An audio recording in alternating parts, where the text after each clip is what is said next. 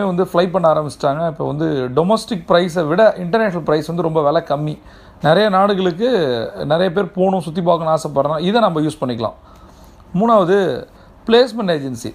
இப்போ வந்து ID drone இருக்குது. அது இல்லாமல் பார்த்தீங்கன்னா பிளேஸ்மெண்ட்டே ரொம்ப கம்மியாக தான் நடக்குது அப்படின்னு சொல்கிறாங்க. பட் நாம் எப்படி பண்ணலாம் அப்படின்னா, ஹெச்ஆர்னு சொல்லப்படுற ஹியூமன் ரிசோர்ஸ் இல்லாமல் நிறைய இந்த செக்யூரிட்டிஸு, லேபர்ஸு, அந்த அப்புறம் இந்த மாதிரி விஷயங்கள் நம்ம எடுக்கலாம். இது வந்து evergreen industry, recruitment industry, travel agency job ஏஜென்சின்றது எவர்கிரீன் இண்டஸ்ட்ரி.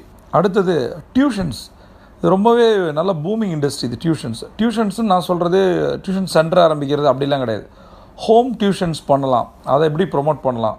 இப்போ நான் இந்த சொன்ன 4 பிஸ்னஸுமே ஒரு ஃபார் எக்ஸாம்பிள் ஃபினான்ஸ் கம்பெனியில் ப்ரோக்கரேஜ் மாதிரி சொன்னேன் இல்லையா, இன்சூரன்ஸ், மியூச்சுவல் ஃபண்ட்ஸ், இது எப்படி பண்ணுறது, எப்படி கிளைண்ட்ஸை எடுக்கிறது, என்ன மாதிரி கம்பெனிஸை முதல்ல சூஸ் பண்ணுறது,